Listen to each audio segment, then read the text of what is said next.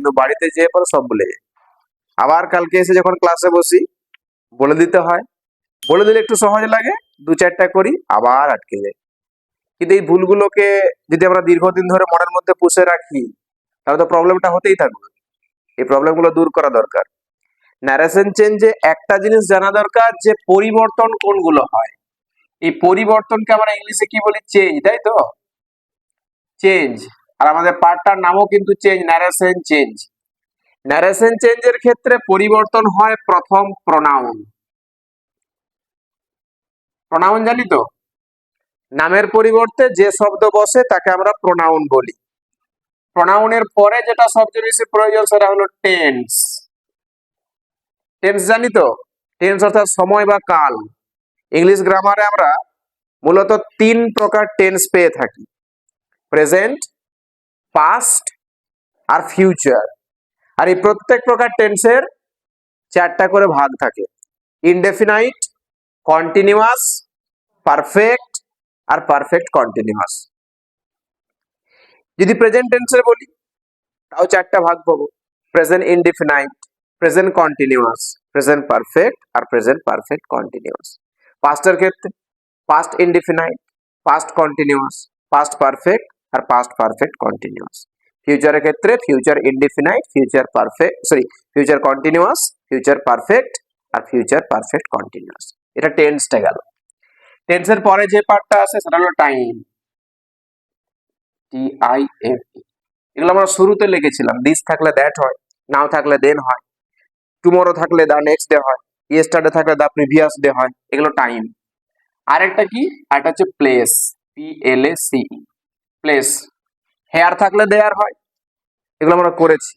এইটুকু পরিবর্তনটা নিয়ে একটা বড় রকম চ্যাপ্টার, তার নাম হচ্ছে ন্যারেশন চেঞ্জ।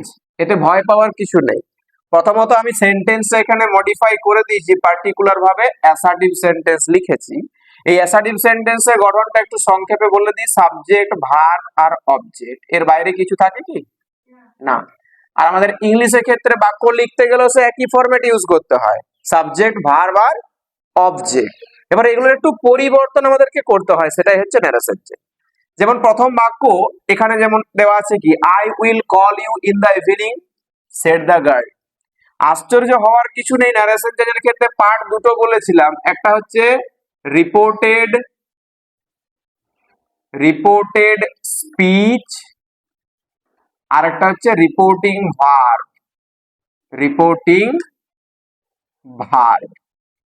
রিপোর্টেড স্পিচ কোনটা বলা হয়? যেটা ডাবল ইনভার্টেড কমার মধ্যে থাকে সেটা রিপোর্টেড স্পিচ, আর যেটা বাইরে থাকে সেটাকে আমরা বলি রিপোর্টিং ভার্ব।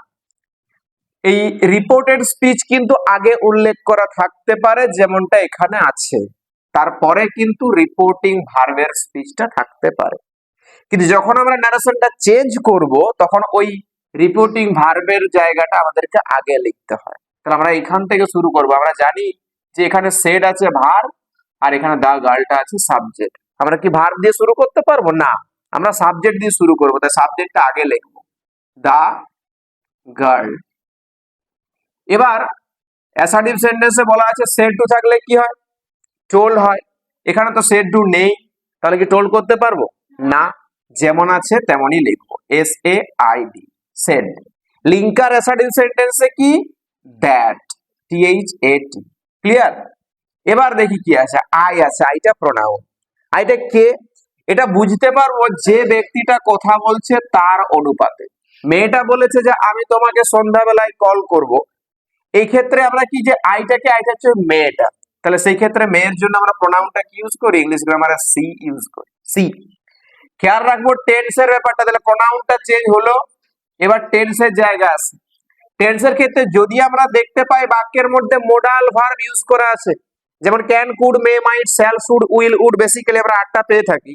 এই মোডাল ভার্বের শুধুমাত্র পাস্ট করব, অন্য কোনো কিছু পরিবর্তন করতে পারবো না টেন্সের দিকটাতে। তাহলে উইল এর পাস্ট টেন্স কি হয়? উইল এর past tense would, WOULD। Clear? এবার মোডাল ভার্বের পরে মেন ভার্বের কোনো টেন্স পরিবর্তন হয় না, সবসময় প্রেজেন্ট ফর্মে রাখতে হয়। কল যেমন আছে তেমন কল শব্দটা লিখে দিতে হচ্ছে, মেন ভার্বটা কল। ইউ তোমাকে বলেছিল, মেয়েটা বলেছিল তোমাকে সন্ধ্যাবেলায় ফোন করো, তোমাকে মানে কি? হলে আমাকে আমি আই ধরতে পারি বা মি ধরতে পারি, তাকে বললে সেটা ছেলের জন্য হিম, মেয়ের জন্য হার হতে পারে। আমি এখানে মি কথাটা লিখতে পারি, কল মি। এবারে কি আছে, ইন দা ইভিনিং, এটা তো পরিবর্তন করা যায় না, তাই যেমন আছে তেমনটা বসিয়ে দেবো, in the evening, EVENING। Clear? The girl said that she would call me in the evening. Clear? Next. You said to me, তুমি আমাকে বলেছিলে, you were looking tired, তোমাকে ক্লান্ত দেখাচ্ছে। এখানে said to পেয়েছি, পরিবর্তন করে ফেলবো, said to থাকলে assertive sentence এ told করতে হয়। you নামক প্রোনাউনটা থাকছে সাবজেক্ট হিসাবে, said to কে আমরা told করছি, me যেমন আছে লিখছি। এবার লিঙ্কারটা THAT বসাতে হয়, এটা আমরা অ্যাসার্টিভ সেন্টেন্সে লিঙ্কার দ্যাটটাই বসাবো, অন্য কোনো লিঙ্কার আসে না। দ্যাট, এই ইউটাকে, ইউ সেড টু মি, তুমি আমাকে বলেছিলে তোমাকে ক্লান্ত দেখাচ্ছে, তোমাকে বলতে কাকে, আমাকে ক্লান্ত দেখাচ্ছে। তাহলে এই মেয়ের জন্য প্রোনাউনটা কি লিখবো, আই। ক্লিয়ার? যেহেতু আমাকে বলেছে, পরিবর্তিত প্রোনাউন কখনো সাবজেক্ট হতে পারে না। কিরকম ব্যাপারটা, আমি যদি মিটাকে সাবজেক্ট করি এ কিন্তু কখনো হবে না, মিটাকে সাবজেক্ট করলে আই লিখতে হবে আমাকে।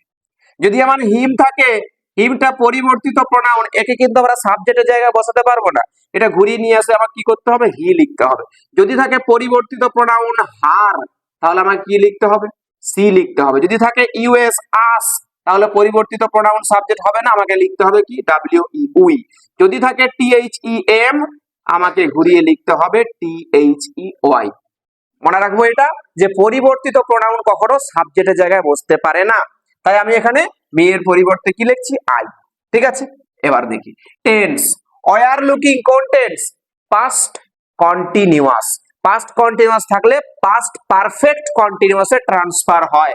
পাস্ট পারফেক্ট কন্টিনিউয়াস টেন্সের গঠন কি, হ্যাড প্লাস মেন ভার্বের third, sorry, past perfect continuous had এর পরে বিন প্লাস মেন ভার্বের সঙ্গে আইএনজি, HAD লিখলাম হ্যাড। এবার ওয়ার এর থার্ড ফর্মটা কি, বিন, গঠনে বলাই আছে BEEN, বিন। লুকিং তো করাই আছে LOOKING, looking.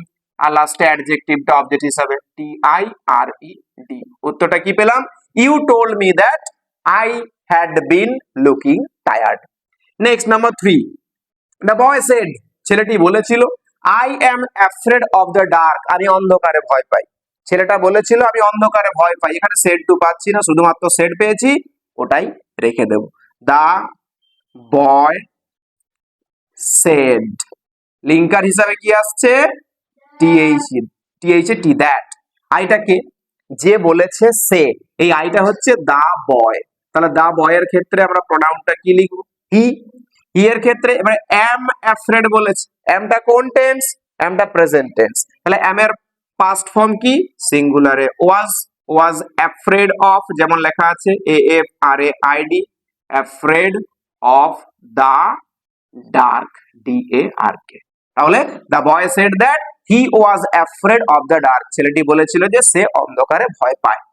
Number 4, C said, সে বলেছিল, আই রোট এ পোয়েম ইয়েস্টারডে, আমি গতকাল একটা কবিতা লিখেছিলাম।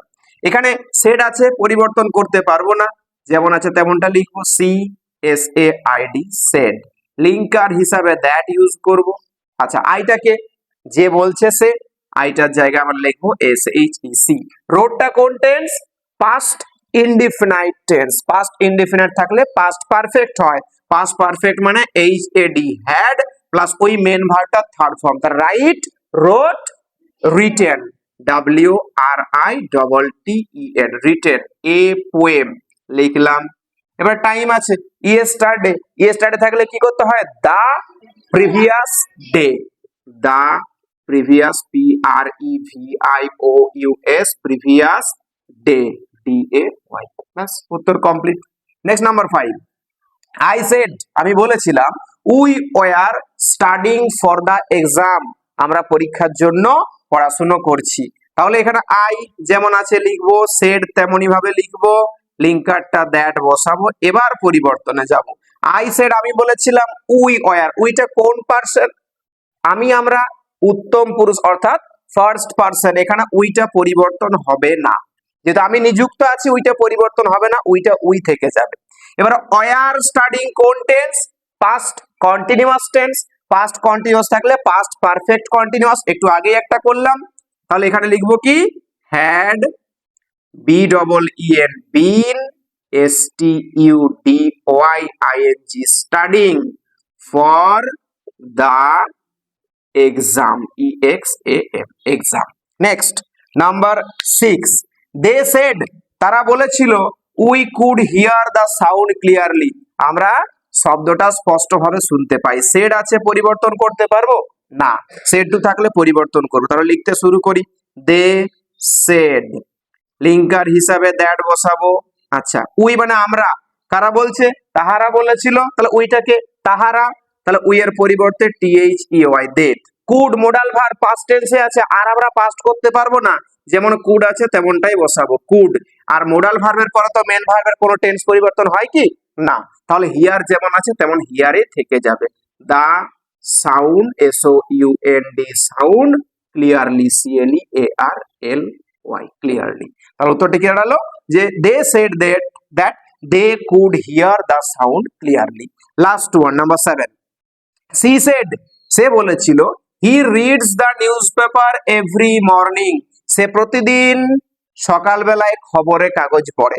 আমরা অ্যাসার্টিভ সেন্টেন্সে একটা কথা মনে রাখবো, যে আমার স্পিচটা যদি অভ্যাসগত সত্য, ঐতিহাসিক সত্য আর চিরসত্য হয়, তাহলে কিন্তু কোন রকম কোন টেন্সের পরিবর্তন করা যায় না। তাই এখানেও কিন্তু আমরা অভ্যাসগত সত্যের জন্য কোনো পরিবর্তন করতে পারবো না। তাহলে এখানে কি বলছি, যে সি সেড যেমন আছে লিখছি, লিঙ্কারটা দ্যাট বসাবো। এই হিটাকে, এই সি ব্যক্তিটা হি কে বলেছে, এই হিটা কিন্তু অন্যজন, তাই আমরা হিটা পরিবর্তন করতে পারবো না, হিটা যেমন আছে তেমনই থাকছে। হি রিডস পরিবর্তন করতে পারবো না, কারণ ভার্বের পরিবর্তন হয় না, তাহলে রিডস তেমনই রয়ে যাচ্ছে READS, reads the news paper every morning MORNING morning. এই হচ্ছে ন্যারেশন চেঞ্জ। আশা করি বুঝতে পেরেছি। কোনো প্রবলেম হবে আর ন্যারেশন চেঞ্জ করতে গেলে? ব্যাস।